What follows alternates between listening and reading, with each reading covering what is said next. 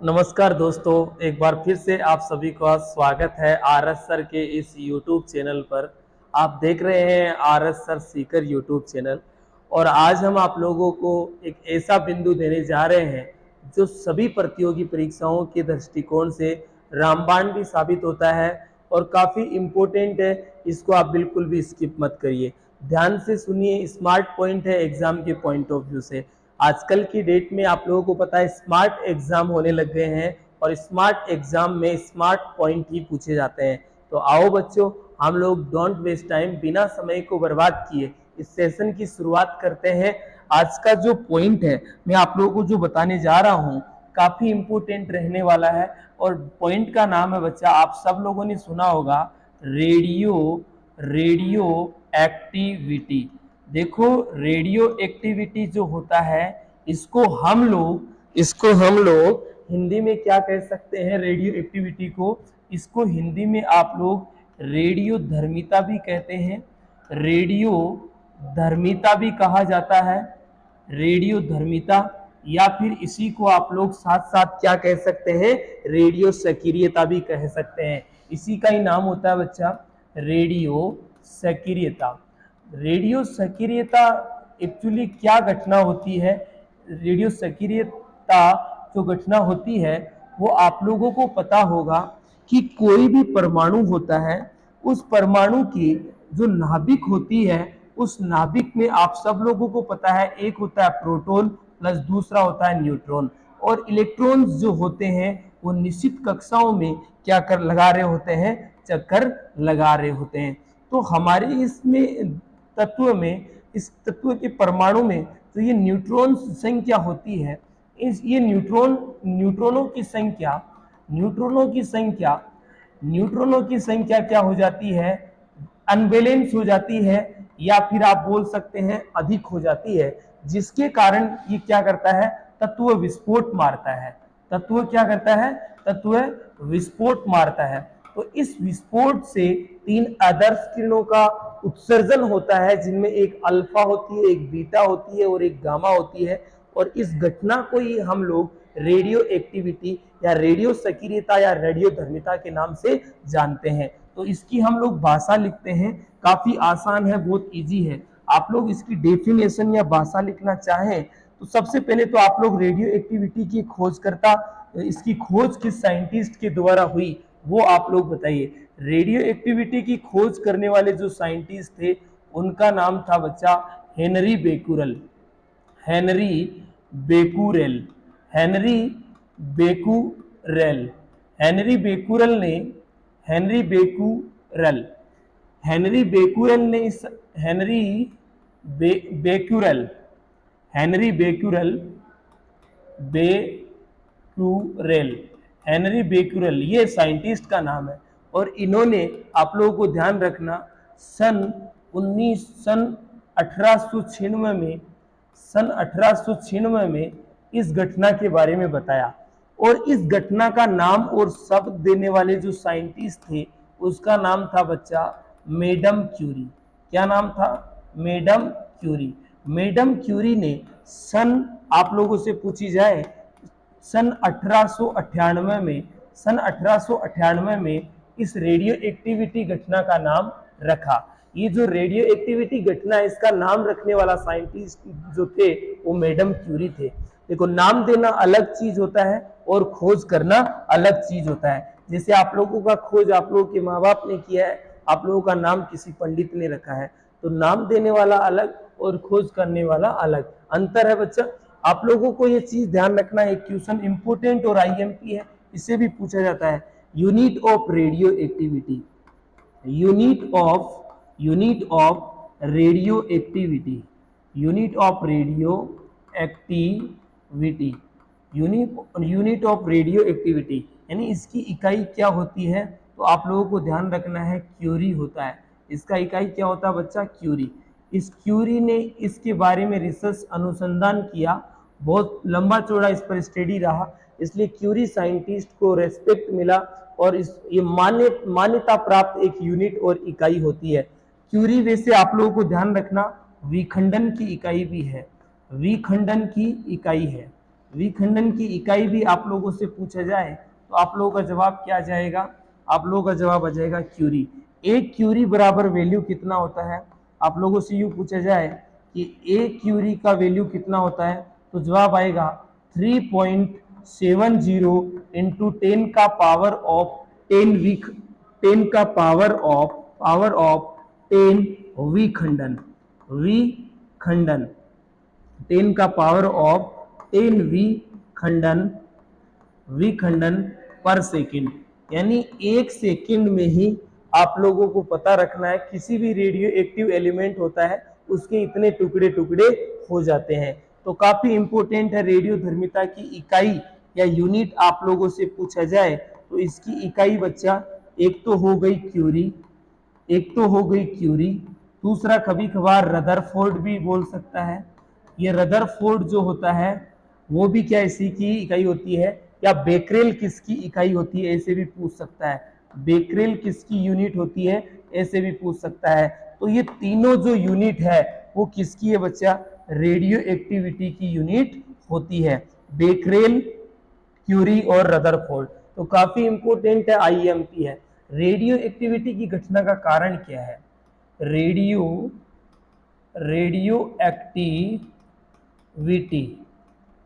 Activity की घटना का कारण, रेडियो एक्टिविटी की घटना का कारण जो है बच्चा वो है नाभिक में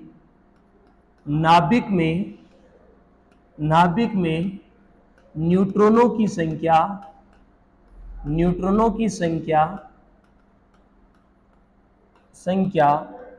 का असंतुलन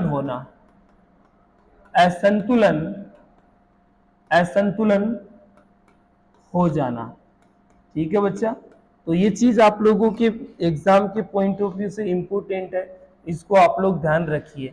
रेडियो एक्टिविटी के लिए आप लोग डेफिनेशन भी बोल सकते हैं, और वो डेफिनेशन क्या होगी कि प्रकृति में पाए जाने वाले ऐसे तत्व जो स्वतः विखंडित होते हैं और 3 आदर्श किरणों का उत्सर्जन करते हैं, इस घटना को हम लोग रेडियो एक्टिविटी कहते हैं। तो नेक्स्ट पेज में अपन उसकी बात कर लेते हैं। देखो बच्चा, आप लोगों को ध्यान रखना है इसका खोज किसने किया, तो जवाब आ जाएगा हेनरी बेकरेल साहब ने।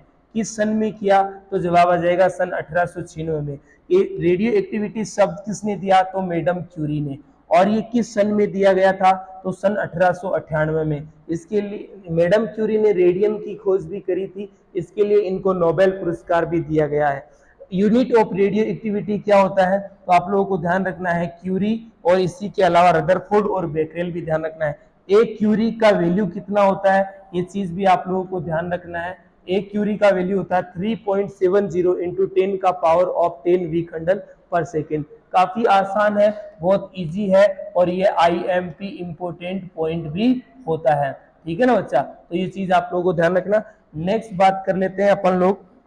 आप लोगों को ध्यान रखना, इसकी जो डेफिनेशन होती है रेडियो एक्टिविटी की वो लिख देते हैं आप लोगों के सामने।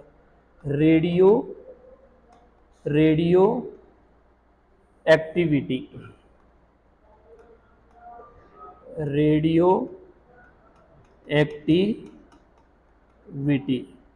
रेडियो एक्टिविटी क्या होता है, डेफिनेशन देखते हैं। रेडियो एक्टिविटी क्या होता है, डेफिनेशन देखते हैं। काफी सिंपल है। प्रकृति में पाए जाने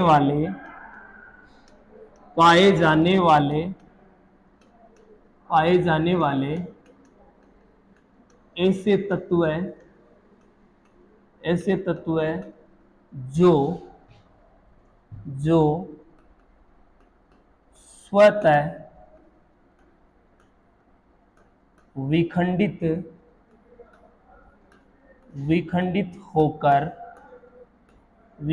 होकर 3 आदर्शी किरणों का उत्सर्जन करते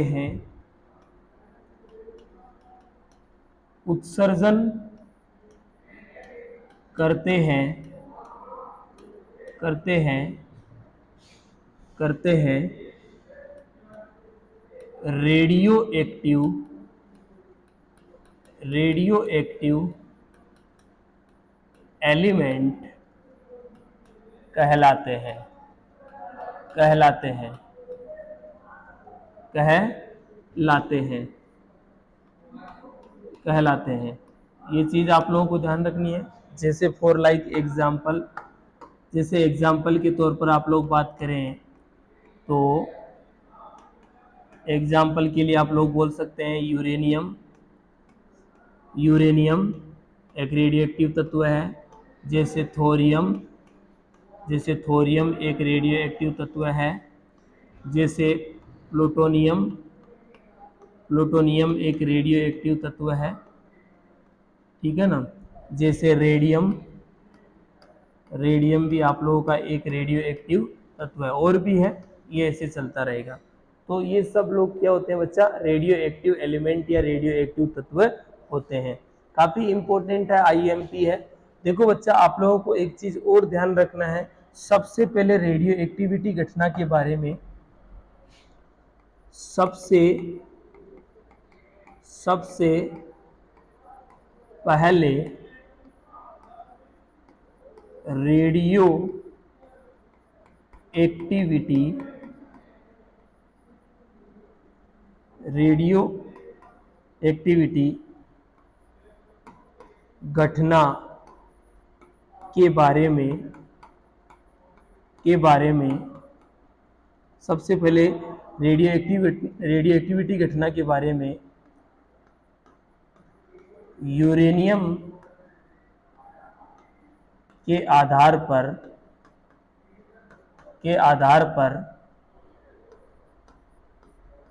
बताया गया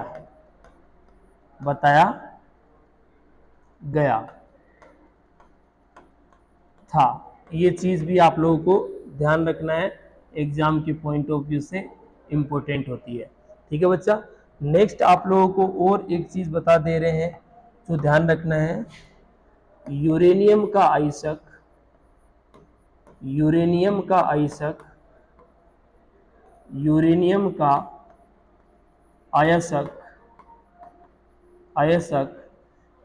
का आयस्क पिच ब्लेड होता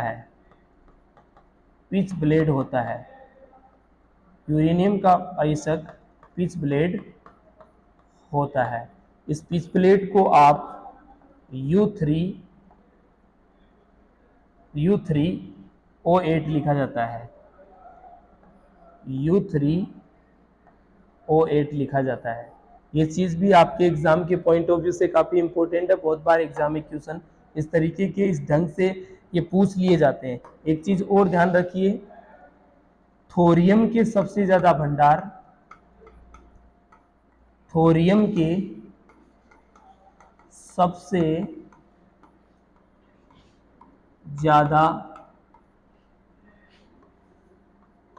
भंडार विश्व में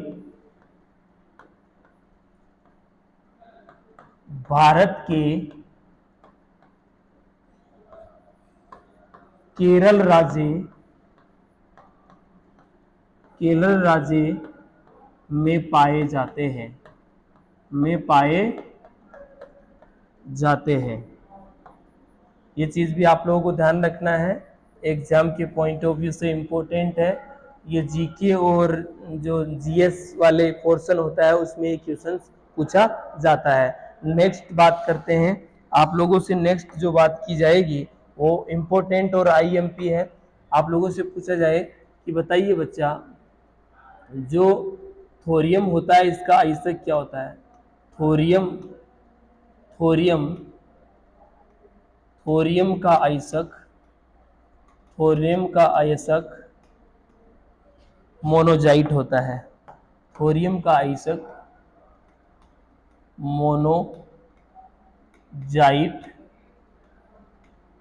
मोनोजाइट होता है। थोरियम का आयस्क मोनोजाइट होता है। ये चीज ध्यान रखना है। उसके बाद आप लोगों से पूछा जाएगा कि मैडम क्यूरी ने मैडम मैडम क्यूरी ने मैडम क्यूरी ने मैडम क्यूरी ने यूरेनियम यूरेनियम के आयस्क यूरेनियम के आयस्क पिच ब्लेड पिच ब्लेड के आधार पर पिच ब्लेड के आधार पर radium radium radio active radio active तत्व की खोज किया था। ये चीज भी ध्यान रखना है, एग्जाम के पॉइंट ऑफ व्यू से इंपॉर्टेंट है। देखिए बच्चा, मैं आप लोगों के लिए रेडियम वाली बात रख देता हूं कि आप लोगों से एग्जाम में पूछा जाए कि बताइए रेडियम क्या है। तो रेडियम से जो क्वेश्चन आप लोगों से आ सकते हैं वो कहाँ कहाँ से आ सकते हैं। जैसे मैंने आप लोगों के सामने यहाँ रेडियम लिखा है। रेडियम की कौन कौन सी बातें आप लोगों को ध्यान रखना है वो मैं आप लोगों के सामने रख देता हूँ। एक तो आप लोगों को रेडियम की खोज याद रखना है कि रेडियम का खोज किस साइंटिस्ट के द्वारा हुआ। तो आप लोगों को ध्यान रखना madam Curie madam madam Curie madam Curie scientist ने इसका खोज किया। आप लोगों से पूछा जाए कि किस सन में इस रेडियम की खोज हुई, तो इसकी खोज हुई थी सन 1902 में। आप लोगों को और ध्यान रखना है, ये सबसे अधिक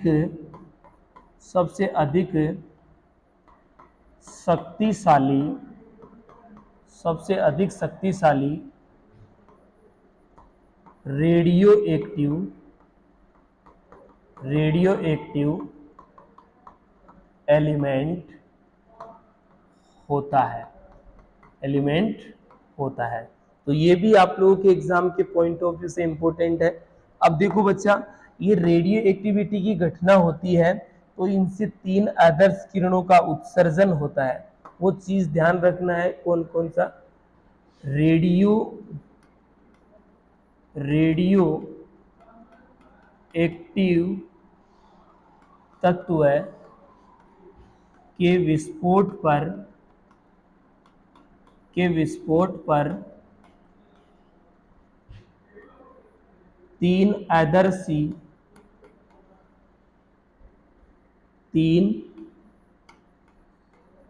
आदर्शी किरणों का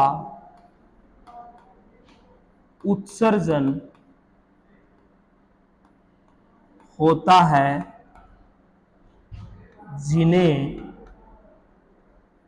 जिन्हें अल्फा बीटा गामा कहते हैं। ठीक है बच्चा, तो आप लोगों को इस चीज को भी ध्यान रखना है।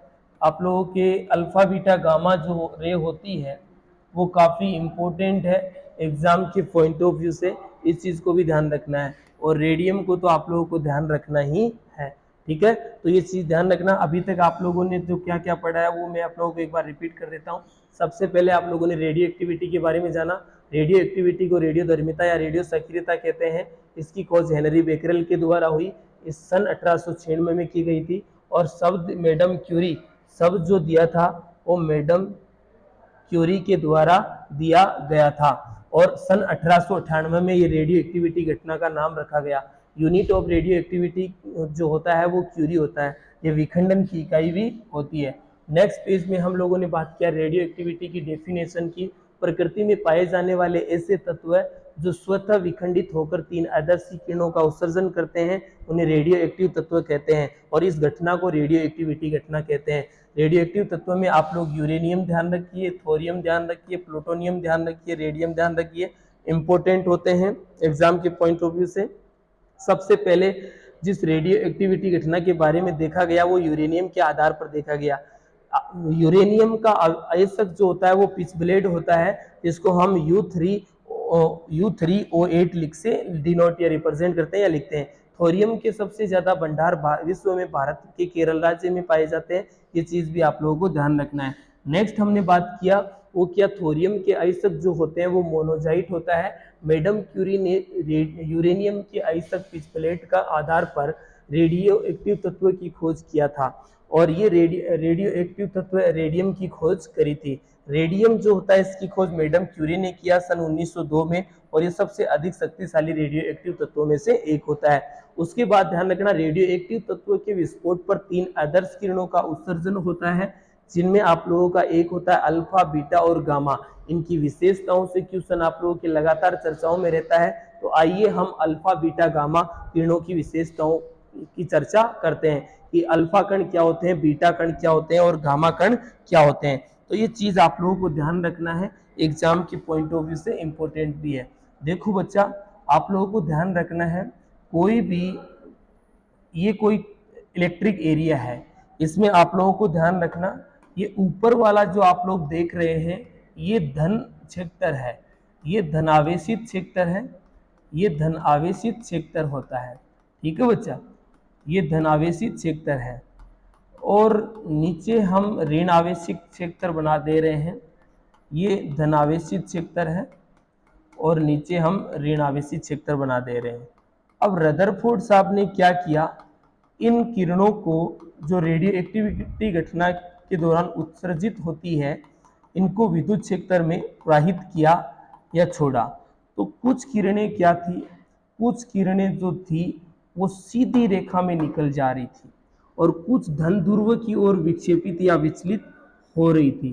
ठीक है ना, कुछ किरणें थी वो धन ध्रुव की क्षेत्र की ओर विक्षेपित या विचलित, कुछ थी वो सीधी रेखा में निकल जा रही थी, और कुछ थी वो ऋण ध्रुव की ओर विक्षेपित या विचलित हो रही थी। जो सीधी निकल जा रही थी वो कौन थी, और जो ऋण ध्रुव की ओर विक्षेपित या विचलित हो रही थी वो कौन सी किरणें थी। तो आप लोगों को ये चीज बढ़िया से डिफाइन हो जाएगा। आप लोगों को मालूम होगा कि आप सब लोगों ने पढ़ा कि अल्फा, बीटा जो गामा कण होते हैं, एक होता आप लोगों को पता है अल्फा कण, अल्फा कण, और एक होता आप लोगों को पता है बीटा कण, और एक होता आप लोगों का गामा कण। इनमें से जो चार्जलेस होता है, आप लोगों से पूछा जाए कि चार्जलेस जो होता है यानी आवेश रहित, आवेश रहित कण जो है वो कौन सा है। आवेश रहित कण जो होता है बच्चा, वो आप लोगों का गामा होता है। तो इन गामा को आप लोग छोड़ोगे किसी भी विद्युत क्षेत्र में, तो ये सीधी रेखा में निकल जाएंगे, यानी इन पर गामा कणों पर विद्युत क्षेत्र का कोई इफेक्ट नहीं है। No effect, no effect, no effect, यानी जिन पर कोई चार्ज नहीं था वो सीधी रेखा में निकल गए, ना वो प्लस की ओर विक्षेपित हुए और ना ही माइनस। आप लोगों को पता होगा बीटा कण जो होते हैं, वो अल्फा कण जो होते हैं, इन पर चार्ज होता है वो प्लस चार्ज होता है, और इन पर जो चार्ज होता है वो माइनस चार्ज होता है। इन पर चार्ज कैसा है बच्चा, तो आप लोगों का जवाब आएगा प्लस, और इन पर आप लोगों से चार्ज पूछा जाए तो कैसा है, माइनस होता है। अब देखिए, जो माइनस होता है वो प्लस की ओर विक्षेपित या विचलित या आकर्षित होता है, और जो प्लस है वो माइनस की ओर विक्षेपित या विचलित होता है। तो देखिए बच्चा, जो माइनस की ओर जा रहा है वो कण कौन सा है, तो आप लोगों का जवाब आ जाएगा अल्फा कण। ये कौन से है बच्चा, अल्फा कण। और जो प्लस की ओर विक्षेपित या विचलित हो रहे हैं ये कौन से कण है, बीटा कण होते हैं। तो इनको अल्फा, बीटा, गामा कण रदरफोर्ड साहब ने कहा था। किसने कहा था, रदरफोर्ड साहब ने, रदरफोर्ड ने। आप लोगों को मालूम होगा रदरफोर्ड ने ही नाभिक का खोज किया था। इसका किया था बच्चा, नाभिक का खोज रदरफोर्ड साहब ने ही किया था। नाभिक का आकार आप लोगों से पूछा जाता है तो कितना होता है, 10 की पावर 15 मीटर होता है। फिलहाल आप लोगों को एक चीज और ध्यान रखना है, जो एग्जाम में बहुत बार पूछ भी जाती है कि रेडियो एक्टिविटी की जो घटना होती है इसके बारे में प्राकृतिक ढंग से किसने बताया था। रेडियो एक्टिविटी घटना के बारे में प्राकृतिक रूप से देखो, प्राकृतिक प्राकृतिक रूप से रेडियो एक्टिविटी की खोज आप लोगों से पूछा जाए ऐसे तो हेनरी बेकरेल ने, किसने किया था? हेनरी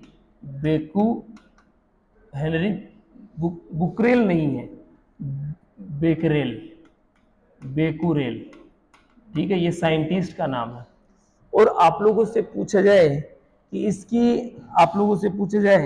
कि बताइए सर इसका जो कृत्रिम ढंग से खोज, कृत्रिम ढंग से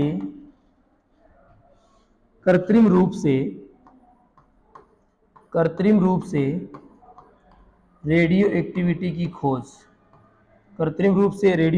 की खोज किसने किया? तो आप लोगों का जवाब आ जाएगा, काफी आसान है, इजी है, बहुत बार एग्जाम में पूछा भी गया है। तो आप लोग ध्यान रखना, मैडम क्यूरी ने, मैडम क्यूरी और पीरी क्यूरी, मैडम क्यूरी याद रह जाएगा ना। सिंपल है, बहुत बार एग्जामों में पूछा भी जाता रहता है इस तरीके के, इस टाइप्स के सवाल। देखो बच्चा, नेक्स्ट अपन बात करते हैं कि प्राकृतिक रूप से किसने खोजा। तो आप लोगों का जवाब आ जाएगा, हेनरी बेकुरेल साहब ने इसको खोजा था।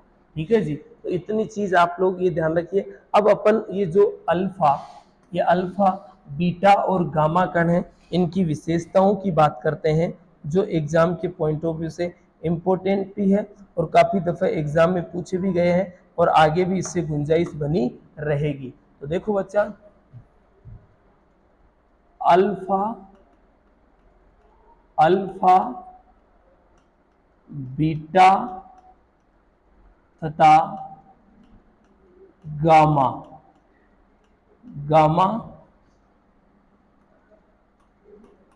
कणों की विशेषताएं, ठीक है ना, अल्फा गामा कणों की विशेषताएं। तो सबसे पहला हम लोग बात करेंगे, इधर आप लोगों के पास अल्फा कण, इधर हम आप लोगों को अल्फा कण बता रहे हैं, ठीक है जी। इधर हम आप लोगों को बताने जा रहे हैं बीटा कण, और इधर हम आप लोगों को बताने जा रहे हैं, वो बता रहे हैं गामा कण। तो सिंपल है, बहुत आसान है। अब देखो, सबसे पहले अपन बात करेंगे अल्फा। देखो अल्फा कण जो होते हैं ना, पहले आप लोग इधर हम आप लोगों से बात करेंगे इसकी अल्फा की, इधर बात करेंगे बीटा की, और इधर हम बात करेंगे गामा की। तो आइए बच्चा, वन बाय वन करके एक एक को क्लियर कर लेते हैं। देखो, सबसे पहले आप लोगों से पूछा जाएगा इन पर आवेश कैसा होता है, ठीक है ना, आवेश बोले तो चार्ज। फिर इन पर आप लोगों से आवेश मान पूछ सकता है, इन पर आवेश मान क्या होता है। फिर आप लोगों से पूछ सकता है इन पर आयनन क्षमता, इनकी आयनन क्षमता, सिंपल है। और उसके बाद आप लोगों से पूछ सकता है इनका द्रव्यमान, उसके बाद आप लोगों से पूछेगा इनका भेदन क्षमता, और उसके बाद आप लोगों से पूछेगा इनकी स्पीड यानी चाल, है ना, और इनका विद्युत क्षेत्र में छोड़ने पर प्रभाव,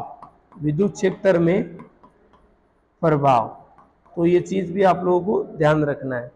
तो वन बाय वन करके अपन एक एक चीजों को कंप्लीट करने की कोशिश करते हैं। आइए बच्चा, सबसे पहले अपन बात करेंगे आप लोगों से, वो होते हैं इन पर चार्ज की, कि भाई इन पर चार्ज कैसा होता है, ठीक है ना। सबसे पहले इन पर जो चार्ज होता है वो प्लस चार्ज होता है, यानी ये धनावेशित कण होते हैं, धनावेशित कण, याद रह जाएगा क्या। अल्फा होता है वो धनावेशित यानी प्लस चार्ज रखता है, और इन पर जो चार्ज होता है वो माइनस होता है, यानी ये ऋणावेशित कण होते हैं, ऋणावेशित कण होते हैं। ठीक है बच्चा। इनकी हम लोग बात करें तो ये उदासीन होते हैं, उदासीन होते हैं, या आप बोल सकते हैं आवेश रहित या चार्जलेस होते हैं, आवेश रहित या चार्जलेस कण होते हैं। फिर दूसरा चीज आप लोगों को जो दिया गया है वो दिया गया बच्चा इन पर आवेश मान। इनका जो वैल्यू है, इसकी जो वैल्यू रहेगी वो रहेगी बच्चा 2 इलेक्ट्रॉन के समान। तो इलेक्ट्रॉन के समान इनका वैल्यू होता है। तो एक इलेक्ट्रॉन का जो वैल्यू होता है 1.6 इंटू 10⁻⁻19 कूलाम। तो आप लोगों को पता है 2 इलेक्ट्रॉन की वैल्यू कितनी हो जाएगी, 3.2 इंटू 10⁻⁻19 कूलाम। ठीक है जी। तो ये इसका आवेश मान होता है। इसका आवेश वैल्यू होता है एक इलेक्ट्रॉन के बराबर 1.6 इंटू 10⁻⁻19 कूलाम। याद रह जाएगा ना, काफी सिंपल है।